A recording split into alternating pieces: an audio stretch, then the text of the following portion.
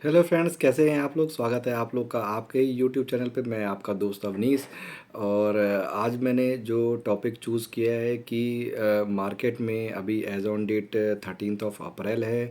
और इसमें सबसे बड़ा जो मुझे पॉइंट जो नज़र आ रहा है, जो काफ़ी जगह सुनने में भी आया है कि अपना जो निफ्टी है वो ऑल टाइम हाई के नियर अबाउट है। और अभी इलेक्शन टाइम है, इंडिया में भी यूएस में भी। और थोड़ी सिचुएशन मुझे जो मेरी एनालिसिस कर रही है कि जो मैं पुराने चार्ट से देख रहा हूँ कि निफ्टी में ऊपर का जो जूस है वो अभी बहुत ज़्यादा नहीं रह गया है मेरे हिसाब से। हो सकता है 10% यहाँ से और मूव कर जाए, और अभी जैसे 2000 पॉइंट की और या फिर 2500 पॉइंट की रैली और मिल जाए।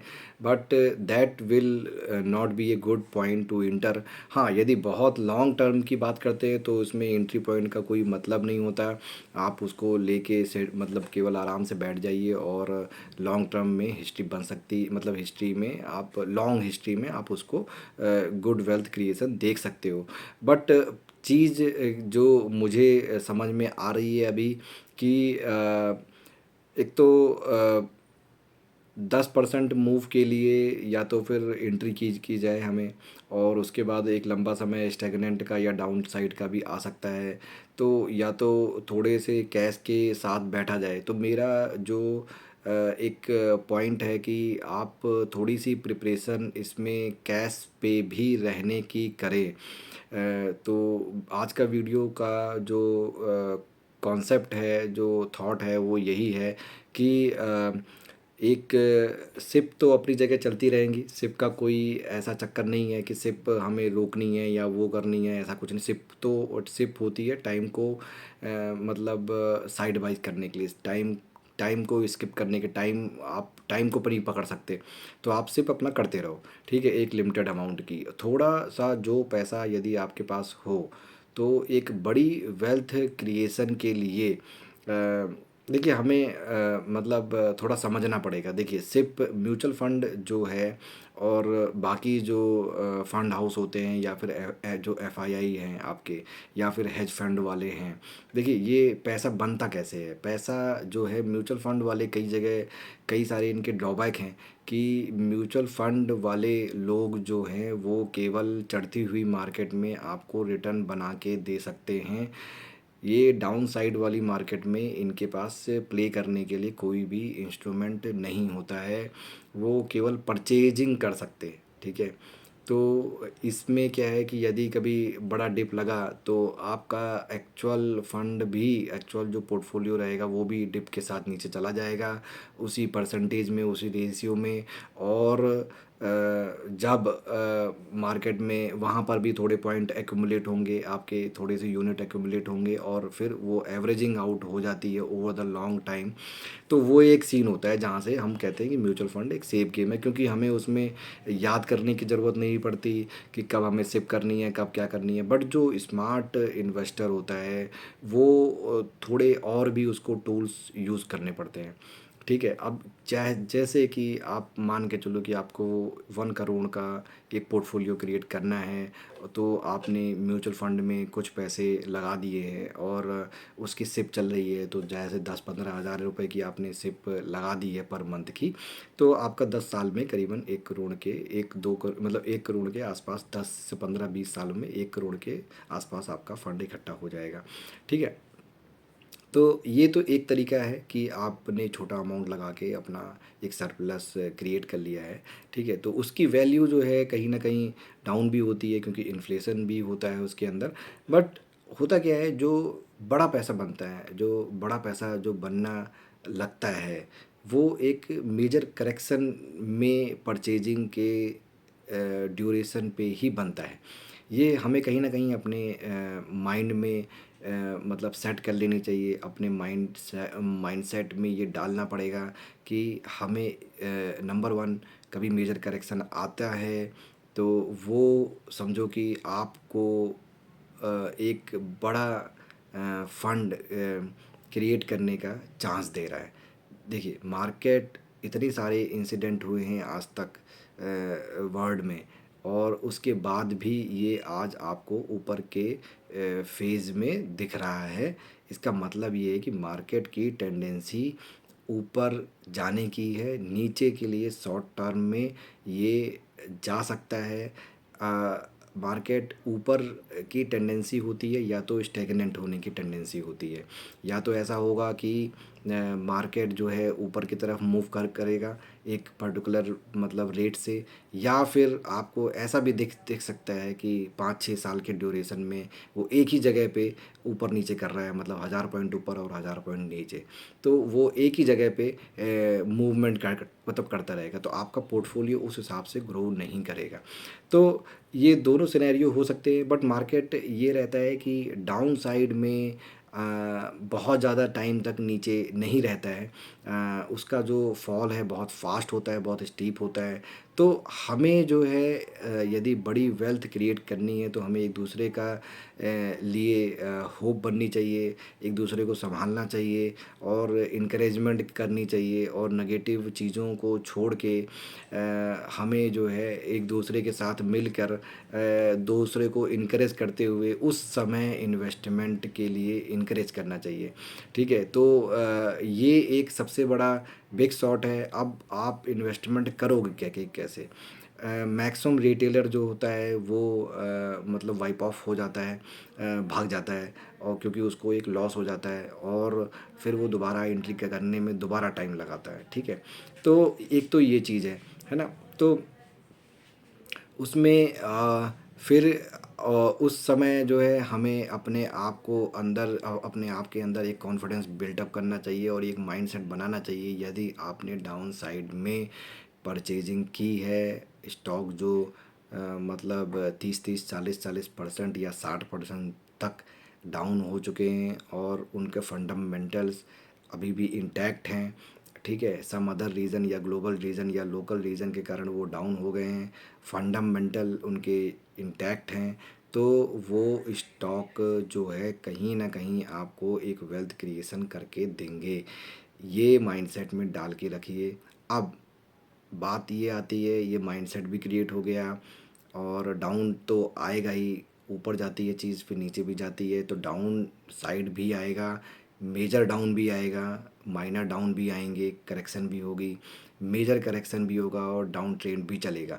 ये सब चीज़ें होंगी फ्यूचर में, मगर सबसे बड़ा जो चैलेंज आता है कि हमारे पास उस समय फंड नहीं होता लगाने के लिए, नया पैसा नहीं होता, तो हमें एक प्लान बी पे काम भी करना चाहिए।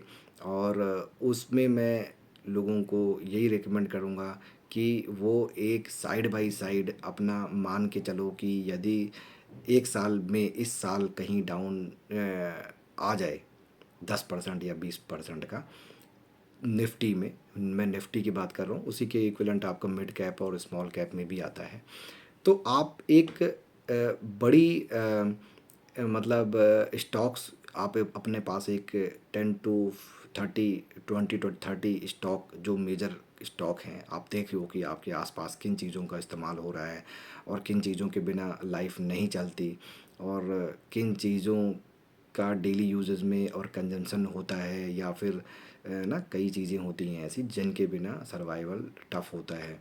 ठीक है, तो उन स्टॉक की लिस्ट आप बना के देख लो, ठीक है, बना के रख लो अपने पोर्टफोलियो में, वॉच लिस्ट में डाल दो, उन पे आपको परचेजिंग नहीं करनी है स्टॉक में, मैं कभी भी परचेजिंग नहीं करने की कह रहा हूँ, मगर जब कभी मेजर करेक्शन आता है मैं उस पे उस समय भी कनेक्ट रहूँगा आप लोगों के साथ, टाइम टू टाइम ट्राई करूँगा गाइड करने का, और क्योंकि मुझे खुद भी उन चीज़ों का वेट है और वेट मैं कर रहा हूँ, क्योंकि मेजर करेक्शन आता है तब फिर हमें स्टॉक्स में डायरेक्ट इन्वेस्टमेंट करना चाहिए। सिप तो अपना काम करती रहेगी, आपके उतने ही पैसे में ज़्यादा यूनिट अवेलेबल होंगी, तो सिप तो अपना काम करती रहेगी, वो एवरेज आउट करता रहता है। ठीक है, तो वो एक चीज़ है जो सिप के अलावा हमें क्या करना है, तो आप एक होमवर्क करो अपना, देखो निफ्टी के कौन से स्टॉक हैं या स्मॉल कैप या मिड कैप के, तो मिड कैप की बहुत सारी कंपनी हैं, तो ठीक है, ये सब क्या है ना, इनका इनका जो है मूवमेंट बहुत फास्ट होता है, यदि करेक्शन आता है बहुत तेज़ी से नीचे चले जाते हैं। ठीक है, तो कैसे उसको सर्च आउट करना है, मैं उन पे भी आगे जाके धीरे धीरे वीडियो डालूँगा। और हम उसमें क्या करेंगे कि हमें, यदि हमारा पोर्टफोलियो, आपका साल का टारगेट 1 लाख का है कि मुझे 1 लाख म्यूचुअल फंड में इन्फ्यूज़ करना है, मतलब आपको डालना है उसके अंदर सिप के थ्रू। 10,000 की आपने मंथली सिप की है, 1,20,000 की आपकी साल की सिप हो जाएगी। तो आप, यदि आपके पास कैपेसिटी है, तो एटलीस्ट 50% अमाउंट, मतलब 5,000 रुपये पर मंथ की आप एक आरडी भी ओपन करो। आरडी का मतलब रिकरिंग डिपॉजिट। ठीक है, आरडी नहीं ओपन करनी है, आपको पता है कि लमसम पैसा मेरे पास आता है तो कभी मैं 10 कर सकता हूँ, 20 भी कर सकता हूँ। तो आप उसकी छोटी छोटी 5-5 हज़ार की, 6-6 हज़ार की एफडी भी ओपन कर दो 1 साल की। ठीक है, या फिर आपको जिसमें मैक्सिमम इंटरेस्ट आ रहा है 3 साल में या 4 साल वाली जो एफडी है, उसमें आप उसको ओपन मतलब कर लो, 5,000 की ओपन कर लो। ठीक है, अब उसमें करना क्या है, यदि मान लो आपको एक एक एक बड़ा अच्छा वो चल रहा है कि 444 डेज़ का एक एफडी है, जो मैक्सिमम इस समय रिटेल को पैसा देती है। तो प्लान बी में आप ये करो कि आपको जब भी पैसा 10,000 रुपये, 5,000 रुपये, 2,000, 3,000 जो भी मिल रहा है, उसमें आप उसकी एफडी कर दो। और उसका जो इंटरेस्ट है, उसको मंथली या क्वार्टरली अपने अकाउंट में लेते रहो।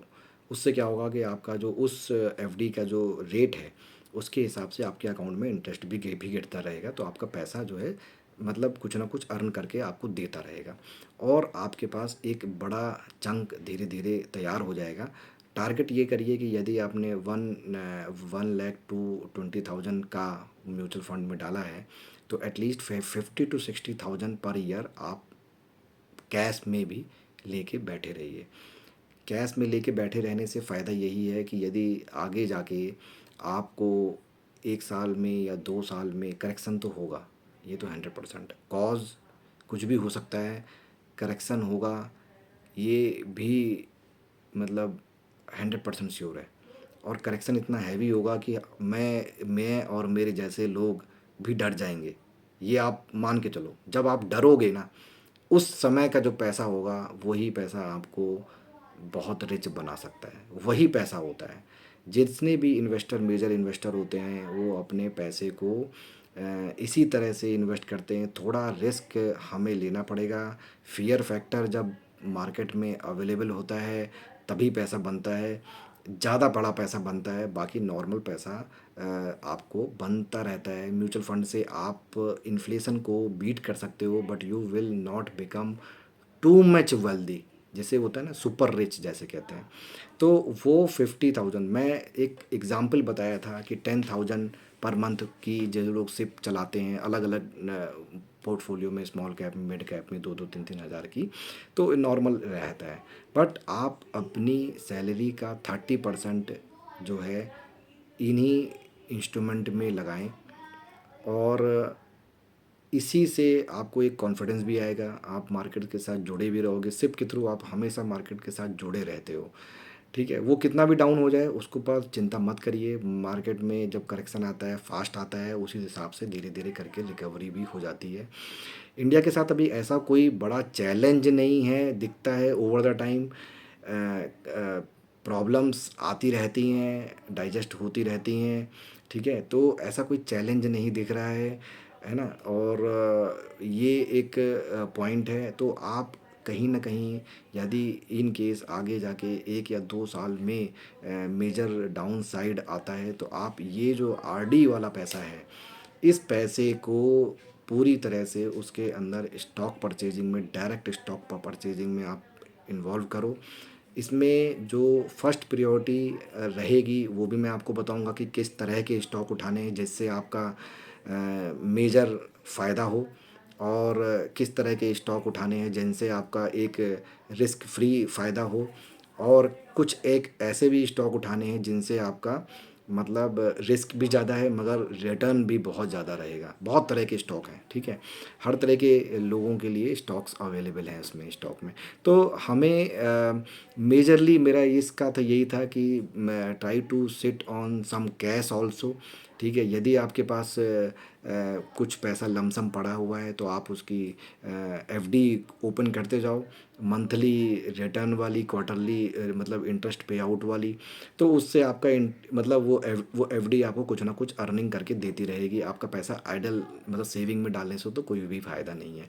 बट वो ईजी टू अवेलेबल है, और जब भी आप उसको ब्रेक करोगे आप कम से कम कुछ इंटरेस्ट आप उसमें से निकाल चुके होगे, तो आपको इंटरेस्ट का लॉस भी नहीं होगा। और यदि वो ब्रेक होती है तो वो उस समय के जो भी रेट होगा उसके हिसाब से आपके पास इंटरेस्ट आ जाएगा। पेनल्टी कोई होती ज़्यादा नहीं है, बस उसमें सिंपल एक यही पेनल्टी होती है कि जो है जो एफडी का इंटरेस्ट है उसके एवज में आपको सेविंग का इंटरेस्ट आएगा, मगर जो आप अर्न कर चुके हो उसको तो आपने कर ही लिया ना अर्न, ठीक है? तो एक तो ये आपका पास सोल्यूशन है। दूसरा सॉल्यूशन ये है कि आपके पास यदि लमसम 1 लाख जो रुपीज़ हैं, यदि एग्जांपल के तौर से, तो आप उसकी 5-5 हज़ार की 20 एफडी कर दो। जब उसकी ज़रूरत पड़े तो आप तोड़ोगे एफडी, तो बाकी एफडी इम्पैक्टेड नहीं होगी। और 1 साल की करो, है ना? तो वो भी एक अच्छा ऑप्शन होता है, ठीक है? तो हमें मतलब ब्रेक ना करनी पड़े। और यदि डाउन साइड आता है तो फिर उस समय पे मैं वीडियो बनाऊंगा, और आपको जो है थोड़ा सा मैं इसीलिए कह रहा हूँ कि बहुत सारे मेजर इन्वेस्टर इस समय दुनिया में जो मैंने स्टडी की है वो कैश पे बैठे हुए हैं, बहुत ह्यूज कैश पे बैठे हुए हैं। और आप ये मान के चलो कि यदि वो अपना कैश को आइडल छोड़ दें, मतलब यदि वो अपने कैश को लगाना चाहते हैं, तो वो मार्केट को गिरा के ही एंट्री लेंगे। इस मार्केट की रेंज पर वो एंट्री नहीं लेंगे, ये 100% श्योर है। और पैसा बनता इसी से है, double triple 4 time 5 time 10 times इसी से होता है। इसलिए आपका सिप को कभी नहीं बंद करना है, बट उसका एक्स्ट्रा पैसा जो है आपको कैश में रखिए। नॉर्मल एफडी भी छोड़ दी, एफडी कर लीजिए, सेविंग में डाल दीजिए, कोई फ़र्क नहीं पड़ता। मगर ये जितना पोर्टफोलियो आप टारगेट कर रहे हो पूरे साल का, उसका 50% या 60% एटलीस्ट आप अपने पास स्टॉक में, एफडी में, वो सेविंग्स में रखिए। और जब भी कभी करेक्शन आएगा सबको दिख जाएगा, वो सबके लिए विजिबल होता है। भागना नहीं है, सिर्फ नहीं रोकनी है। म्यूचुअल फंड में गया हुआ पैसा म्यूचुअल फंड में ही डालना है, चाहे वो रिडेम्पशन के बाद दोबारा से डालना पड़े। यही बेसिक रूल है, और इसी से हम सब एक अच्छी वेल्थ क्रिएशन करेंगे। मेरा ऐसा मानना है कि इस चीज़ को, पॉलिसी को यूज़ करके, देखिए मैं भी पिछले मतलब कई सालों से एक्टिवली स्टॉक एक्सचेंज में हूँ। बट ये होता है कि आदमी को नॉलेज कब आती है, लर्न कब आता है। तो एक तो होता है कि भाई लर्न करा, कैसे लर्न करा, किस तरह से लर्न किया, कब मैं एग्ज़िट हुआ, वो सारे फ्लेवर जो आप यूट्यूब पे सुनते हो वो सब मैं कर चुका हूँ। मैं भी मार्केट से 3-4 साल के लिए गायब हो गया था 2008 के बाद। और जब मैं दोबारा एंट्री किया 2013 में, 4-5 साल के लिए मैं गायब हो गया था क्योंकि मुझे भी लॉस हुआ था। और जब मैं दोबारा एंट्री किया 13 में, तब तक मार्केट पहले वाले रेंज से भी बहुत ऊपर थी। अब आप सोचो कि यदि मैंने अपनी सिप भी रोक दी थी, तो ये सब जो चीज़ें आप सुनते हो वो नॉर्मल रिटेलर एक्चुअली में करते हैं, और वो वेल्थ क्रिएट नहीं कर पाते हैं। और फिर मैंने सिप चालू की 12-13 में, और फिर मैंने देखा कि 15 तक थोड़ा बहुत पैसा बना। मैं उसको प्रॉफिट को लेके किसी अपने मतलब चीज़ को परचेज करने के लिए मैंने उस म्यूचुअल फंड को सारे को ख़त्म कर दिया, और वो चीज़ मैंने परचेज कर ली। ये भी एक प्रॉब्लम है कि लोगों को लगता है कि मुझे अब एक मतलब एसी खरीदना है, एक कार खरीदनी है, तो मैं अपने फ़ंड को ख़त्म कर दूं। तो वो भी मैंने गलती की है। तो गलतियां करके मुझे ये रियलाइज़ हुआ है यार, ये चीज़ें एक्चुअली में मतलब जैसे होता है ना कि कोई स्टोरी लिखी गई है, ठीक है? और उसको आपने एक्चुअली में जिया है, महसूस किया है, ठीक है? और आप उस स्टोरी में अपने आप को उस कैरेक्टर के अंदर डाल के देखो, तो सारे फ्लेवर्स जो आप यूट्यूब पे सुनते हो वो चीज़ भी मेरे थ्रू होके गई हैं, है ना? तो ये चीज़ें क्या है कि जब सारा एक्सपीरियंस होता है तो बाद में पता चलता है यार वो स्टोरी स्टोरी नहीं थी, वो स्टोरी रियल थी। जिसमें वो कैरेक्टर का नाम जो भी दिया था वो एक्चुअली में मैं ही हूँ, अवनीश ही है वो उसके अंदर। वो अवनीश की स्टोरी बता रहा है। तो मैं नहीं चाहता कि आप भी उस टाइम को किल करें और आप भी उतना फंड क्रिएट ना कर पाएँ, मार्केट से एंट्री एग्ज़िट करते रहें। इसीलिए मैं आपको यही रिकमेंड करता हूँ, जो पैसा आपने जैसे भगवान के नाम पे चढ़ाया हुआ जो प्रसाद होता है, जो जैसे भगवान होता है ना कि हमने गॉड के पूजा रूम में हम यदि कभी आरती में 1 रुपए चढ़ाते हैं, ठीक है? तो वो 1 रुपए चढ़ाया हुआ हम कभी वापस नहीं लेते। उसी तरह से हमें म्यूचुअल फंड समझो कि वो भगवान है, और उनको दिया हुआ पैसा या तो हम दूसरे भगवान को दे सकते हैं, दूसरे म्यूचुअल हाउस को, म्यूचुअल फंड को दे सकते हैं, मगर वो पैसा हम अपने कंजम्पशन के लिए यूज़ ना करो एक पर्टिकुलर टाइम तक। ठीक है? एक पर्टिकुलर टाइम क्या है? टाइम वो आपका टारगेट है कि आपको 1 करोड़ का वेल्थ बनाना है, 2 करोड़ का वेल्थ बनाना है, 3 करोड़ का वेल्थ बनाना है। मैं गारंटी कह रहा हूँ, यदि आप इस पॉलिसी पे चलोगे 100% पैसा बनेगा। आपको उस पैसे को टच नहीं करना है। प्लान बी जो मैंने आज डिस्कस किया है, वो डिस्कशन क्या है कि कैसे हमें फ़ियर से ओवरकम करके, जब मार्केट में डाउन साइड आता है 30 40 50% तक मार्केट गिर जाती है, फ़ियर्स को ओवरकम करके फ़ियर को ओवरकम करके उस समय जो पैसा लगता है that will be A luck lottery. वो लॉटरी की तरह काम करता है कि मतलब लॉटरी बन गई आपकी और आप चमक गए। आपको मैं गारंटी बता रहा हूँ, इतना पैसा बनेगा कि आपने कभी इमेजिन नहीं किया हुआ, और बड़ा सोचिए, बड़ा बनेगा। मैं भी आपके साथ बड़ा हूँगा, मैं अभी नहीं हूँ बड़ा, मैं भी आपके साथ उतना ही बड़ा बनूँगा। बट आप बने रहिए चैनल पे। धीरे धीरे कोई भी पॉइंट मैं अपने एक्सपीरियंस में जो भी लर्निंग करता हूँ वो मैंने एग्जैक्टली आपको बता रहा हूँ। इसमें मेरा मेरा मेरे पास कोई ऐसा मतलब चीज़ नहीं है जो मैं आपसे हाइड करूं और मैं उसको अलग से करूं या कुछ बेच रहा हूं। यहाँ मैं किसी को प्रमोट नहीं कर रहा, ना मैं कुछ बेच रहा हूं। मैं खुद आपकी तरह ही हूं, और मैं कभी इसमें कभी कोई प्रोडक्ट बेचूंगा भी नहीं, ना मैं कभी किसी को रिकमेंड करूँगा। आपको मैं वो बताऊँगा जो स्ट्रेटेजी से एक्चुअली में आप बड़े बन सकते हो, बड़ा पोर्टफोलियो क्रिएट कर सकते हो, जो कि इस चैनल का मेन मोटो है। ठीक है? तो बने रहिए। Thank you so much for watching my video. और जो भी मेरे सब्सक्राइबर हैं, मैं उनके लिए एक अच्छी इसी तरह की वीडियो लाता रहूँगा, जो कि मेरे लाइफ की सेल्फ एक्सपीरियंस हैं, और आगे फ्यूचर का जो प्लान है उसके बारे में हम करेंगे इसमें। ठीक है? Thank you so much. और मैं इसमें एक चीज़ और भी सोच रहा था कि किस तरह से हम वो पैसा अर्जेंटली पा सकते हैं। उसके बारे में भी मैं अभी रिसर्च कर रहा हूँ कि जब कभी मेजर करेक्शन आए तो कभी-कभी क्या होता है, हमारे पास पैसा सही में नहीं होता है लगाने के लिए। वो समय पे भी पैसा कहाँ से हमारे पास आ सकता है, मैं उसके बारे में भी बहुत सारे पॉइंट को भी सर्च कर रहा हूँ, रिसर्च कर रहा हूँ कैसे बन सकता है कि मुझे यदि मेरा पोर्टफोलियो 30 लैक्स का हो चुका है इस म्यूचुअल फंड के थ्रू, तो मुझे यदि किसी करेक्शन में अपने फंड के अंदर मुझे एक डायरेक्ट इन्वेस्टिंग से किन किन स्टॉक्स पे लगाना चाहिए वो भी मैं लिस्ट तैयार कर रहा हूँ। और मुझे यदि 15 20 लैक्स की ज़रूरत पड़े उस पॉइंट ऑफ टाइम पर, मतलब अपार्ट फ्रॉम माई सेविंग, कि 50 मतलब 30 40 लाख रुपए का मुझे फ़ंड की ज़रूरत पड़े उस समय लगाने के लिए, तो how can we arrange that money. मैं उस सीन को भी सोच रहा हूँ कि कैसे मैं कर सकता हूँ। मैंने जस्ट एक एग्ज़ाम्पल दिया है आपको, तो आप उसी एग्ज़ाम्पल के थ्रू अपनी जो टारगेट हैं, जो कैपेसिटी है, उसको उसी हिसाब से चेंज करके आप उसमें अपने फिगर को सर्च आउट करो। मेरे साथ आप बने रहो, और मैं आपको यही बता रहा हूँ, ट्रस्ट दिला रहा हूँ आपको। अभी वीडियो देख के पता चलेगा, ये बातें मार्केट में कोई नहीं आपको बताएगा। सब आपको यही कहेंगे परचेज करते रहो, परचेज करते रहो। मैं आपसे कह रहा हूँ पूरा परचेज नहीं करिए, कुछ पैसे अपने पास कैश में लेके बैठिए। बड़े अच्छे मौके आएंगे, और हमें उस समय बस एक दूसरे का हाथ पकड़ के सबको इन्वेस्ट करवाना है वहाँ पे। ठीक है?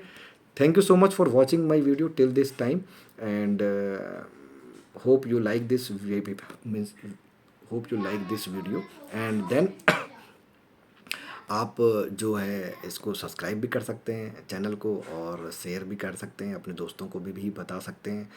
Thank you so much. Bye bye.